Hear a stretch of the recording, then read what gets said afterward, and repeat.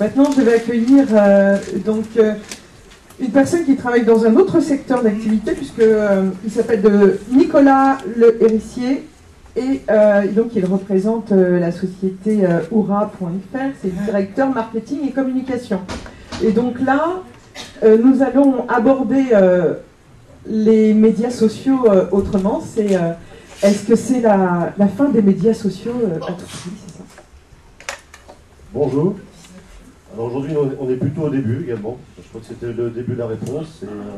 Aujourd'hui, on se considère chez Oura comme plutôt des débutants des réseaux sociaux, même si vous allez le voir, ça fait maintenant 2 ans qu'on s'est mis à en parler un petit peu avec nos clients.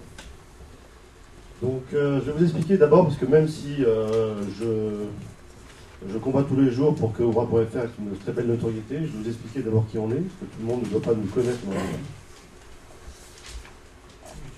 Si, tout le monde nous connaît? Est-ce qu'il y a des clients de Oura.fr dans cette salle? Bon, j'ai encore un peu de travail. Tant mieux. Alors, qui est Oura.fr? Oura.fr, c'est un cybermarché. C'est un des 4 grands cybermarchés en France. C'est même le précurseur des cybermarchés sur le web. Enfin, il y a des connaisseurs qui vont dire oui, mais avant, il y en avait un sur Minitel. Ah, mais le Minitel, c'est pas le web. Donc, sur le web, on a été le précurseur. On est une .com pure player, mais on appartient à un groupe de distribution. Groupe de distribution qui s'appelle le groupe Louis Delhaize. Alors, le nom ne vous dit pas grand-chose. C'est une grande tradition de discrétion dans ce groupe. Mais les marques qui composent ce groupe vous sont plus connues, comme par exemple Cora, Truffaut, Match, Animalis ou Daily Traiteur. Donc c'est un groupe qui est principalement présent en Europe, France, Benelux, Espagne, Europe centrale. Et Oura.fr a été fondé, et c'est assez important, par un des 2 frères qui dirige le groupe, parce que c'est un groupe à capital familial. Alors qui est Oura.fr? Oura.fr, c'est plus de 55 000 références. C'est un chiffre d'affaires 2012 de plus de 84 millions d'euros. Donc 12 ans d'existence, 7e année de rentabilité. Ça, c'est quelque chose dont nous sommes assez fiers, puisque c'est une exception dans notre métier. Nous sommes aujourd'hui en France les seuls à gagner de l'argent en faisant ce métier. Et nous livrons 24 départements, principalement Île-de-France, le Nord, l'Est, les régions de Lyon, Grenoble, PACA et la région de Montpellier. Et vous avez un de nos employés qui est dans une des dernières affiches publicitaires. Alors notre univers concurrentiel direct, les cybermarchés. Les cybermarchés, donc aujourd'hui, les 4 cybermarchés appartiennent tous à des groupes de distribution, puisque Télémarket, ça a été racheté récemment par Système U. Donc ça s'appelle maintenant U Télémarket. Donc Ushop, U Télémarket et Auchan Direct. Quelle est la valeur ajoutée des cybermarchés? Un gain de temps, une économie de stress et de CO2. Plus besoin de vous déplacer pour faire vos courses, plus besoin de gâcher votre samedi après-midi dans un centre commercial, sauf pour ceux qui aiment ça. Et vous recevez directement vos courses chez vous, à l'heure que vous avez choisi. Oura, grosse différence, nous avons 4 à 5 fois plus de références. Ce qui veut dire que ce que vous commandez chez Oura, c'est ce que vous voulez vraiment, principalement manger, mais pas que manger. Et puis également le service, une préparation et une livraison, qui sont nos 2 métiers, je dirais 3 étoiles. Notre univers concurrentiel indirect. En fait, il y a ce qu'on appelle les livraisons de proximité. Les livraisons de proximité, c'est un peu vieux comme le monde. C'était votre épicier de quartier qui vous livrait chez vous. Maintenant, on y a rajouté la brique Internet, mais finalement, c'est un peu la même chose. C'est votre magasin de quartier à qui vous allez commander des produits, qui va vous livrer généralement des petits assortiments en fonction de son implantation. Maintenant, il y a aussi des nouveaux modèles qui apparaissent. Je pense notamment à Monoprix.fr qui invente actuellement le walk-in. Donc après le drive-in, le walk-in, la différence c'est qu'au lieu de venir avec votre voiture, vous venez avec vos pieds et vos mains. Donc bien sûr, à moins d'avoir de très très grandes mains ou beaucoup d'amis qui vont venir avec vous, ça veut dire des courses a priori pas très importantes et donc des paniers assez légers. Ensuite, des concurrents dont on parle beaucoup aujourd'hui, ce sont les drives.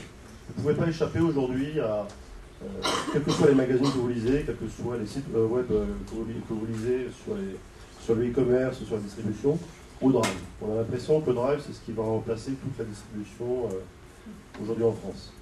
N'oublions pas que l'alimentaire sur le web, aujourd'hui, c'est moins de 3% de la consommation en France. Donc il y a encore beaucoup de marge. Et puis les drives, c'est présent aujourd'hui principalement implantés en banlieue, en grande banlieue, et en province. Et ça ne cible pas exactement la même population que les cybermarchés. Ce sont des familles plus jeunes, moins argentées, plus réduites. Et puis les drives, ce sont des assortiments qui sont beaucoup plus réduits. Un drive, en moyenne, c'est 6-7 000 références. Beaucoup de marques de distributeurs. Par contre, c'est moins cher, ça c'est clair. C'est généralement le prix de l'hyper. Mais, quoi qu'il arrive, si vous êtes au 5e ascenseur, c'est vous qui allez monter vos courses. Et même si vous avez une très très grosse voiture, vous êtes limité par la taille de votre coffre.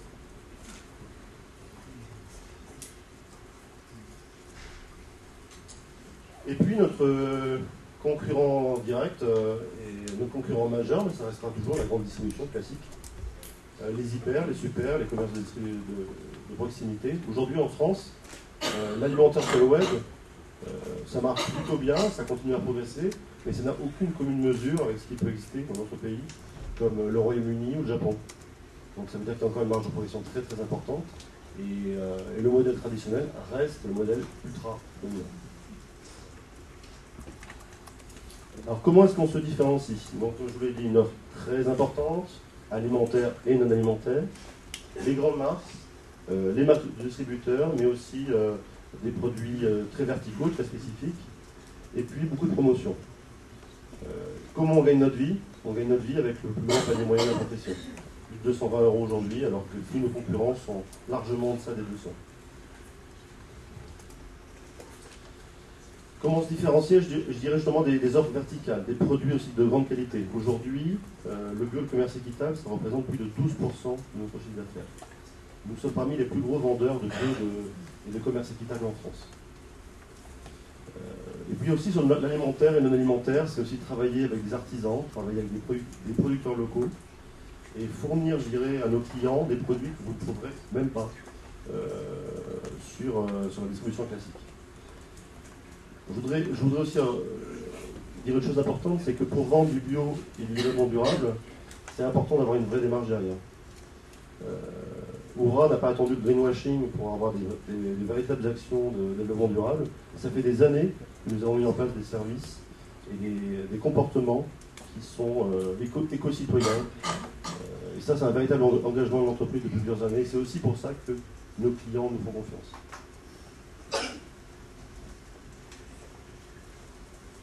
Alors, parmi les boutiques qui sont particulièrement différenciantes, je pense notamment au marché gourmet. Le marché gourmet, ce sont des produits frais, des produits de petits producteurs.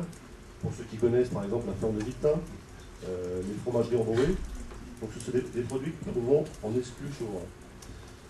Je pense aussi aux producteurs locaux, les gens avec qui nous avons des accords de distribution. Généralement, ce sont des produits de très très grande qualité. Et puis également des boutiques comme la boutique Cachère, une boutique très très importante. Aujourd'hui, la distribution Cachère en France, c'est une distribution généralement par des petites surfaces spécialisées, difficiles d'accès, souvent très chères. Beaucoup de nos clients viennent chez nous parce que nous avons justement une offre extrêmement riche. Et puis la cave.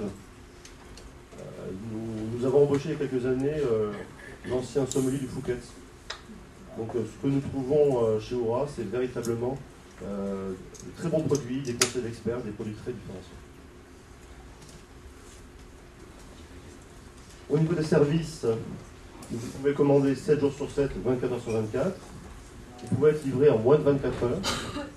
Un service client qui est disponible 6 jours sur 7, de 7h à 23h, et qui répond en moins de 7 sonneries. Pour tous ceux qui ont eu l'occasion de contacter les services clients dans l'e-commerce, et ça a été mon expérience récemment, ils savent que c'est rarement ce niveau de qualité. Ponctualité, respect des créneaux, contrôle qualité. Sur Paris-Île-de-France, quand nous vous donnons un créneau au départ de 2 heures, à la fin vous vous retrouvez avec un créneau de moins d'une demi-heure. On vous envoie des pushs et on vous précise de plus en plus la précision du créneau jusqu'à vous annoncer l'arrivée du livreur. Ça grâce à la géolocalisation de nos camions. Et puis remboursement des produits endommagés ou défectueux, sans justificatif.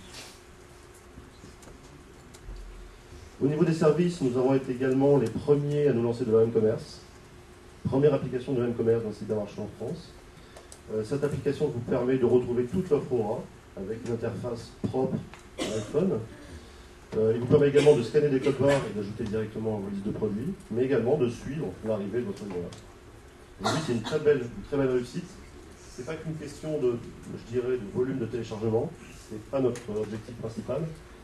Notre objectif principal, c'était que nos clients soient satisfaits, et aujourd'hui, nous sommes à 100% de taux de recommandation. Et ça, c'était vraiment notre but. Et puis, comment se différencier?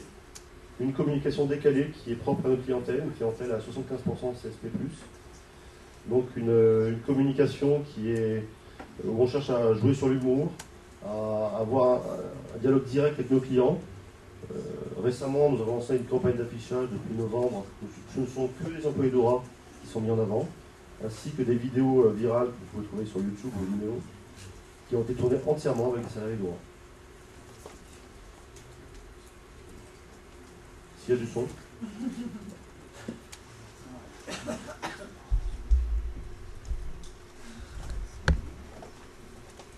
Celle que tu veux.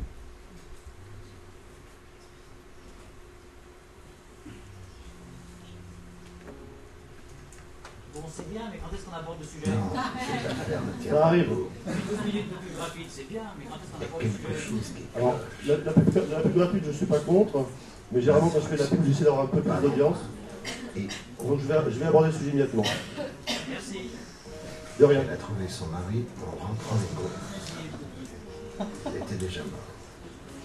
Sur 15 minutes. Les courses Ne sont vous inquiétez bien pas, là. monsieur. Son mari tient la route, elle ne pouvait pas être présente à l'heure du crime. Pourtant, j'ai l'impression qu'elle ne nous dit pas toute la vérité.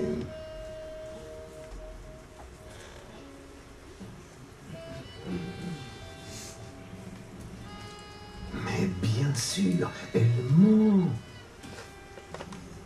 En ce moment, chez Aura, les livraisons sont gratuites. Du 16 janvier au 5 février, pour le 12e Aura anniversaire, bénéficiez de nombreuses promotions, de la livraison gratuite et jusqu'à 1 an de course à gagner.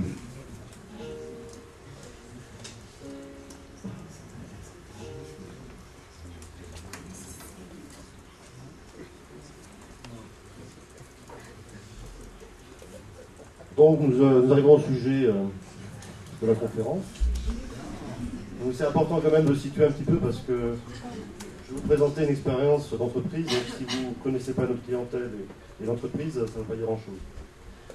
Donc qu'est-ce que nous avons envisagé de faire au niveau des médias sociaux?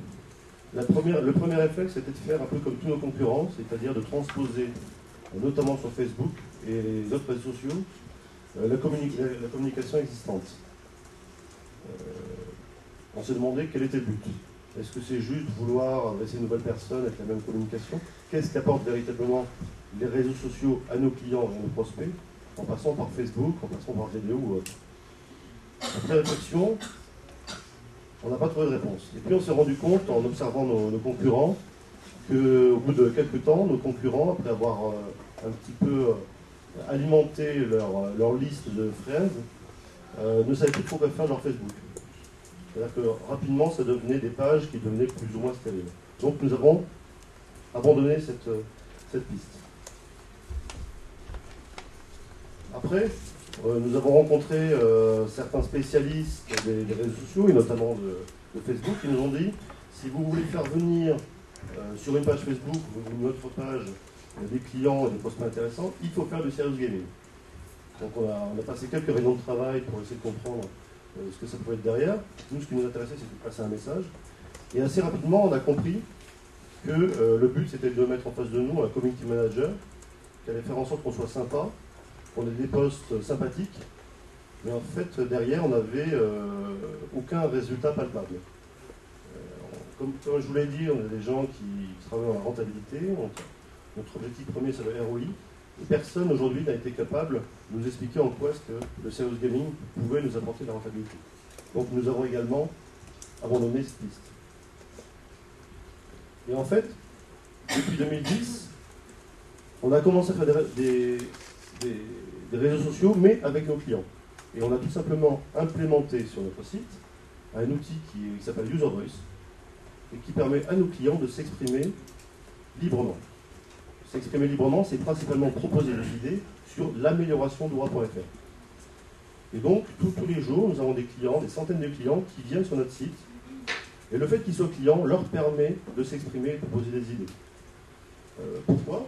Tout simplement parce que pour pouvoir juger et améliorer l'outil, il faut quand même l'utiliser quotidiennement.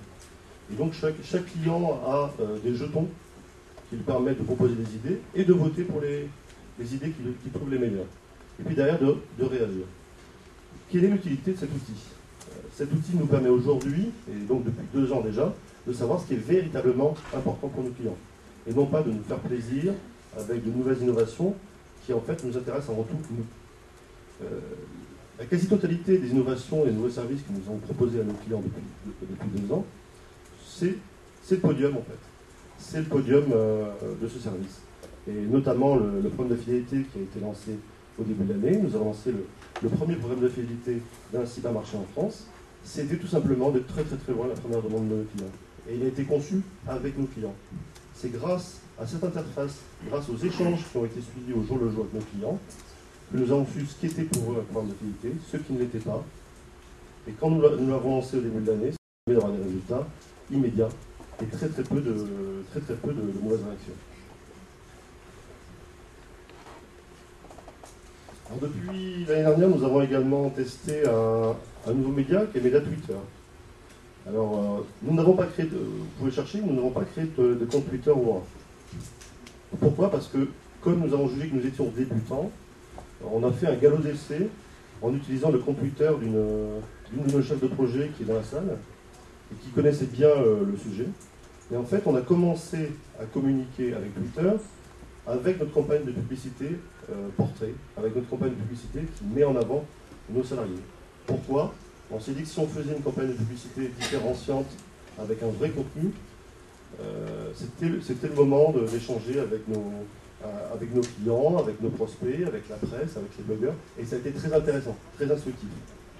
D'une part, ça nous a permis de faire, comme disait monsieur, de la publicité gratuite, ce qui n'est jamais mauvais, mais en plus, ça a été un outil d'échange très intéressant, très enrichissant. Ça nous a permis aussi de clarifier notre démarche. Et aujourd'hui, ce qu'on a déduit va nous permettre demain d'avoir une démarche véritablement construite, comme avec un compte Twitter qui sera véritablement maîtrisé par moi.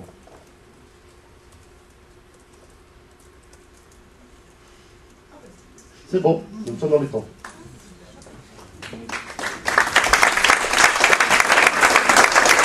J'espère que ça a suscité des questions parmi vous, déjà une première. Qu'est-ce qui vous a convaincu en termes de rôle de roi pour User Voice et comment on vous l'a amené et qu'est-ce qui vous a convaincu? Alors déjà, dans un ROI, il y a un élément qui est important, c'est le prix de départ, l'investissement. Ouais. User Voice, c'est vraiment, il y a différents niveaux d'investissement, mais c'est vraiment pas cher du tout. C'est quelques euros par mois, après il y a un petit travail d'implémentation, un design pour qu'on se sente véritablement chez Oura, mais derrière c'est surtout un travail, je dirais, d'administration. Ça ne fonctionne que si on a derrière quelqu'un qui échange, qui communique avec nos clients, qui suit véritablement les tendances et surtout qui échange. Parce que le but aussi, c'est que ce ne soit pas une porte ouverte ou n'importe quoi, parce qu'il y a déjà des interfaces, par exemple pour nos clients référencent de nouveaux produits ou posent des questions. User Voice ne doit pas devenir un forum de grand n'importe quoi. C'est avant tout les idées de nos clients pour faire progresser Oura. Et donc, il faut qu'il y ait tous les jours quelqu'un qui soit là pour répondre. Donc, le ROI a été très rapide. D'abord, satisfaction. Et puis ensuite, ça nous a évité de faire beaucoup de bêtises. Je donne l'exemple de l'application mobile. Pourquoi une application mobile qui fonctionne sur iPhone, iPod Touch et iPad? Parce que c'est ce que nous demandent nos clients. Aujourd'hui, l'iPhone, c'est plus de 75% des smartphones de nos clients. Et la deuxième interface, c'est l'iPad, qui est plus de 20% de l'équipement de nos clients en iPad. Donc s'il n'y a pas eu cet échange, si on ne les connaissait pas autant, s'il n'y avait pas eu cette interactivité, on aurait fait comme avait demandé la DSI, c'est-à-dire on aurait immédiatement, on se serait jeté sur Android, alors que nos clients ne voulaient pas. vous êtes déjà capable de quantifier en termes de chiffre d'affaires comment dire, une hausse de chiffre d'affaires par rapport à un outil comme User Voice? Alors, User Voice n'est pas un outil de recrutement. On ne s'adresse qu'à nos clients. Il faut déjà être client souverain. Par contre, c'est un outil de fidélisation qui est très important. Ça fait partie, je dirais, de tous les équipements de fidélisation qui existent chez nous, qui font que les clients se sentent chez eux. Dans le passé, il y a eu des erreurs qui ont été faites chez Aura. Je pense notamment à un ex-nouveau site qui avait été lancé en oubliant un petit peu le client. C'était très beau site, très ergonomique, mais ce n'était pas ce que demandaient nos clients. J'ai tendance à dire que Aura.fr, c'est pas le plus beau site du monde, mais par contre, c'est le site que nos clients veulent avoir. Et ça, c'est un outil qui le permet. Je voulais vous demander, en matière au quotidien, qu'est-ce que ça a changé pour vous et pour votre équipe d'utiliser les réseaux sociaux? Alors, ce que ça a changé pour nous, c'est qu'on doit être tout le temps sur le pont. C'est que dès que vous mettez en place des outils comme ça, que ce soit User Voice, Twitter ou tous les outils d'interactivité avec l'extérieur, il ne faut pas lancer ça puis après se dire ça va vivre tout seul. Ça, c'est pas du tout le cas. Il faut être sur le pont, il faut des gens qui maîtrisent les outils techniquement, ça c'est un premier point. Très compliqué, mais il faut le savoir. Et puis surtout, qui sachent quoi dire. Quel que soit le canal de communication que vous utilisez, il faut des gens qui soient capables de porter la parole d'Aura, de savoir quel est le ton, le contenu d'Aura et de ne pas dire n'importe quoi. Parce que le bad buzz va beaucoup plus vite que le bon buzz. Et ça a changé dans vos relations avec le DSI ou pas? Je pense que ça les a améliorés. Ça les a améliorés parce qu'on avait déjà mis en place des outils, on avait déjà des rencontres avec les clients régulières, notamment des rencontres physiques et classiques. Maintenant, ça devient beaucoup plus simple, beaucoup plus rapide pour nos clients. Et on espère que demain, avec les nouveaux projets qu'on a sur les médias sociaux, il y aura encore plus de facilité pour nos clients à dialoguer avec nous. Au risque d'ailleurs, c'est toujours un risque, au risque d'avoir les mécontents. Mais quand on ouvre la porte, il faut prendre ce risque. Là, on est vers les clients, mais être du côté des fournisseurs, avec cette relation complexe toujours de distribution des fournisseurs, est-ce qu'il n'y a pas une opportunité dont on ne parle jamais, de médias social d'échange, y compris innovation avec les fournisseurs? Alors, comme je vous l'ai dit, je fais partie d'un groupe de distribution qui a comme, je dirais, comme tradition vivant heureux, vivant caché. Donc c'est déjà difficile de faire de la communication quand on est dans un groupe de distribution comme ça, mais ça évolue. Et puis ce milieu-là, le milieu de la distribution, c'est un milieu où on veut bien échanger, mais que ça reste quand même en cercle assez restreint. Donc des échanges, il y en a surtout vers les clients, vers l'extérieur, vers les journalistes, vers les blogueurs.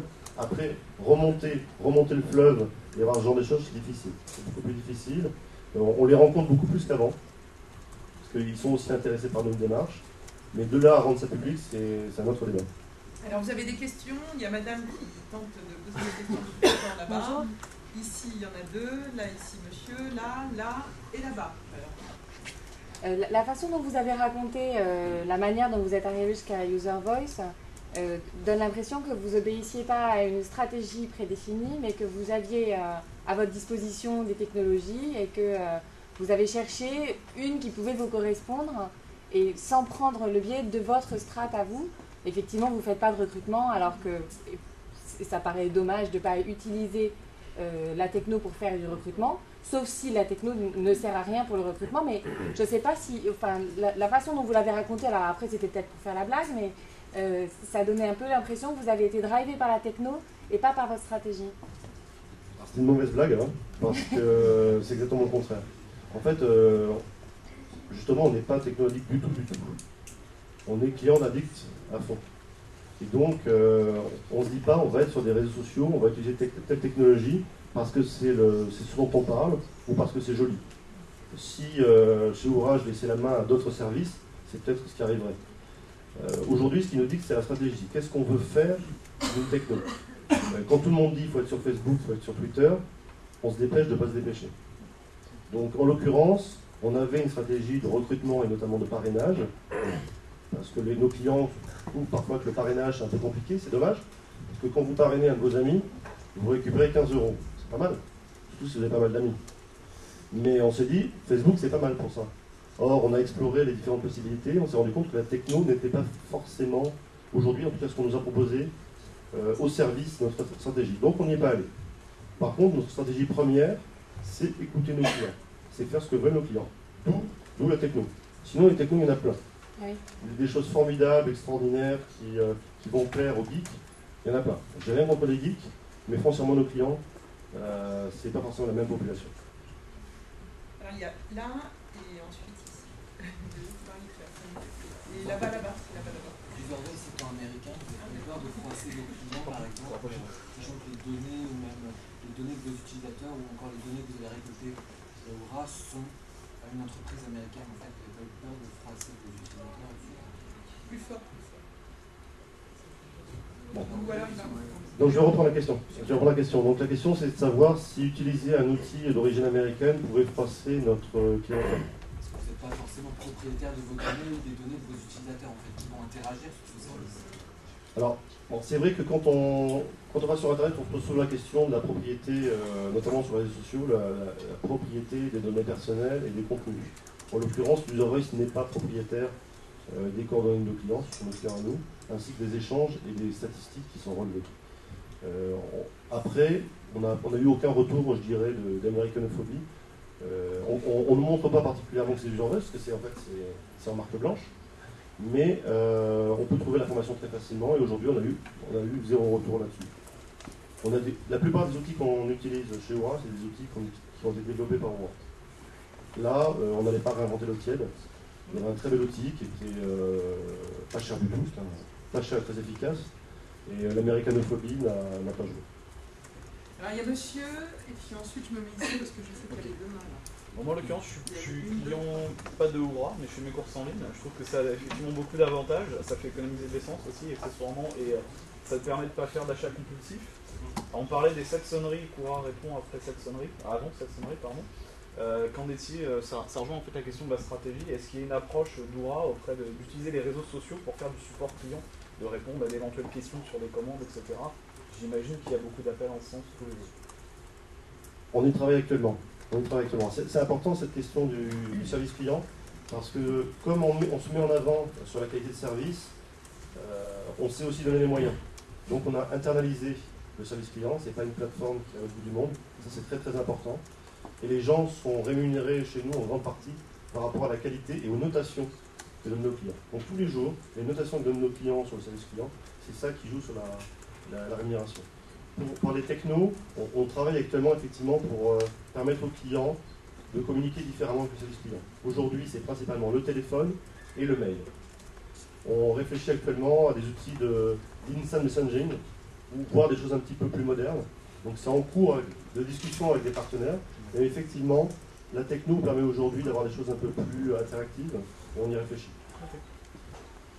3 questions ici, donc il y a monsieur, je crois, et monsieur.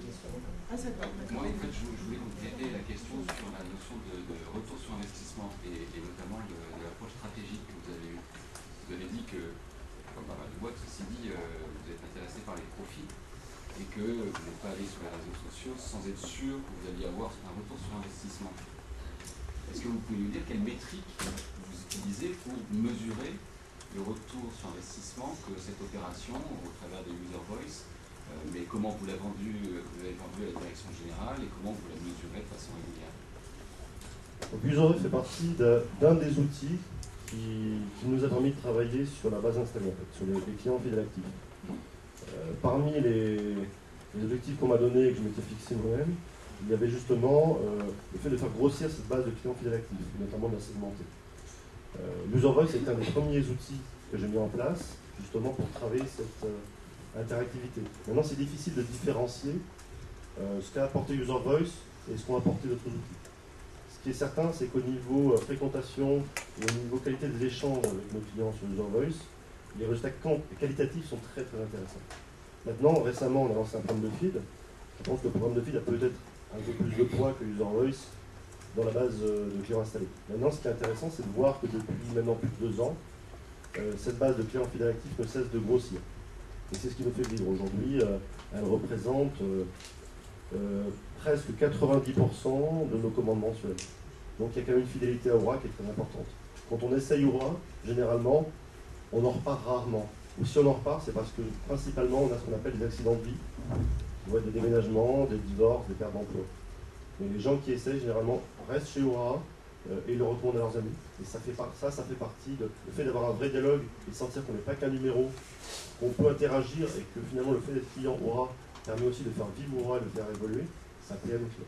Vous avez une métrique précise, par exemple? Pas que sur UserVoice. On suit, mais sur votre approche réseaux sociaux. Ah oui, je suis DG, je vous dis, ok, c'est quoi qu'est-ce à réaliser? Alors, sur les réseaux sociaux, moi, ce que je suis sur UserVoice, c'est principalement la fréquentation, c'est la rapidité de réponse aux questions, c'est le taux d'utilisation d'UserVoice. Après, avoir un ROI en disant ça me rapporte tant d'euros, c'est difficile parce qu'à côté, j'ai d'autres actions qui sont similaires. Mais je pourrais dire ça fait 30%, mais ça serait vraiment le doigt mouillé. Donc on a encore du mal. Oui. On peut malheureusement pas tout traquer au niveau ROI en marketing, sinon ça me faciliterait la vie avec mon DE. Le monsieur ici, puis ensuite la dernière question là-bas. Justement sur cette base de clientèle active, quelle est la part de clients qui ont déjà posté, donné une idée ou posté un avis sur cet outil-là? Parce que c'est soit un chiffre exact, soit un ordre de grandeur. Alors aujourd'hui, on a les clients fidèles actifs récurrents, les gens qui véritablement viennent en moyenne toutes les 3 semaines chez nous, c'est plus de 90 000. Les clients qui viennent faire leurs courses, plusieurs courses par an chez nous, mais qui généralement font ça en complément d'autres canaux de distribution, c'est 200 000. Aujourd'hui, UserVoice, c'est clair que c'est quoi? Ça doit être autour de 3 000 utilisateurs. Alors le but n'est pas d'être totalement représentatif et que tous nos clients l'utilisent, mais par contre au niveau panel représentatif ça devient vraiment intéressant.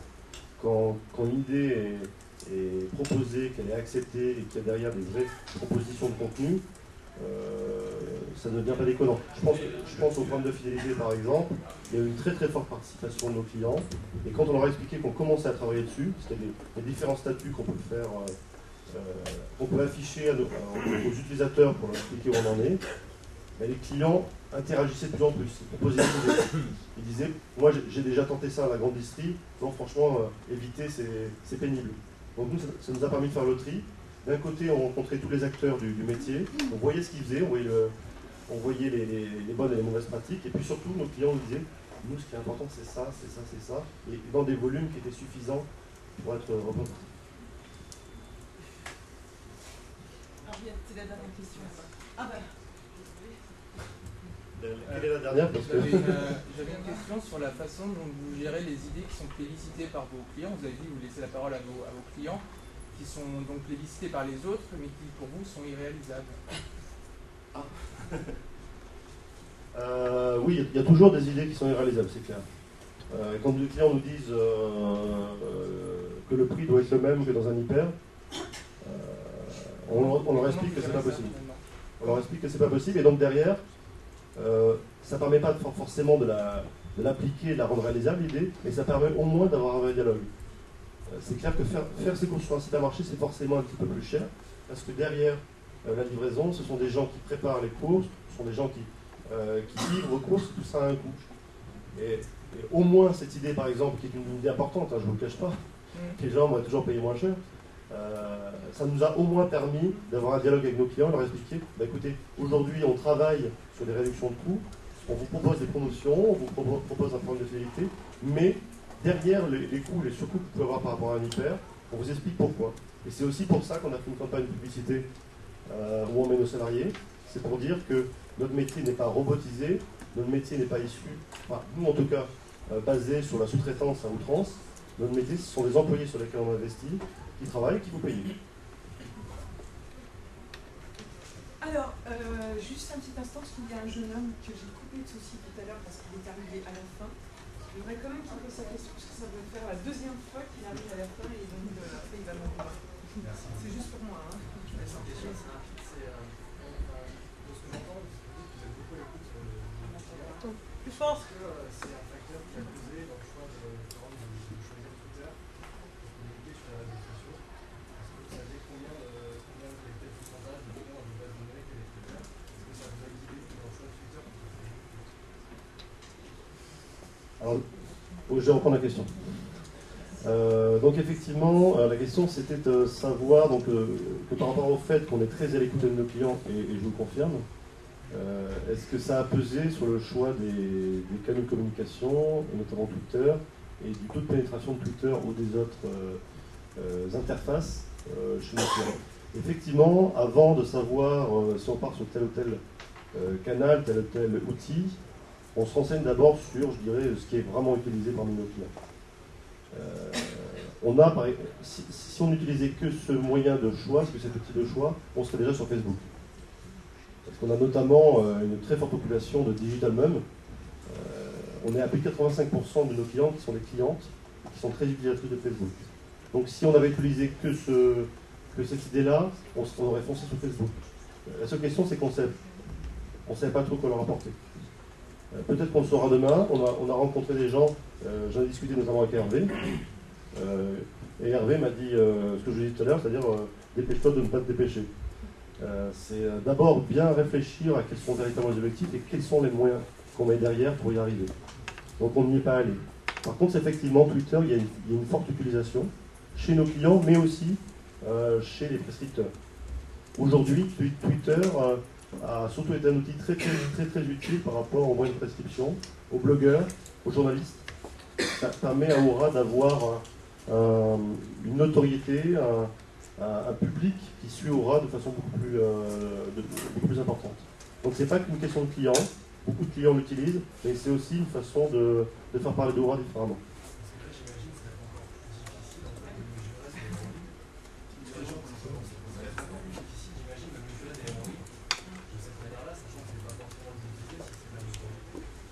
C'est pas si difficile que ça avec Twitter. Parce qu'avec Twitter, je pense notamment à Marion qui est au fond de la salle. Avec Twitter, quand il y a une information qui est diffusée, vous savez qui la tweet, qui la retweet, vous connaissez les audiences, donc même s'il y a des doublons, ça vous permet d'avoir des idées assez précises des audiences que vous allez toucher avec une information. Ce qui n'est pas forcément le cas avec tous les outils. Donc ça c'est plutôt intéressant. Je pense notamment aux vidéos virales qu'on a faites. Il y a eu beaucoup de tweets dessus. Et ça nous a permis de voir les gens qui l'ont vu, mais aussi tous les gens qui en ont parlé. Et voir aussi de comment ils en ont parlé, quels ont été leurs profils. Donc ça, c'est intéressant.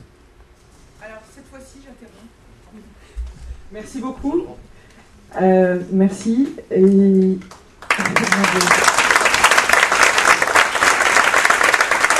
Je crois que c'est aussi important qu'il y ait aussi les temps d'échange, comme aussi les interventions... pour signifier justement que vous savez aussi que les personnes qui viennent ici ne sont pas tous des conférenciers, sont avant tout des professionnels. Donc, mais c'est important aussi de connaître l'environnement aussi des entreprises pour aussi comprendre les choix stratégiques.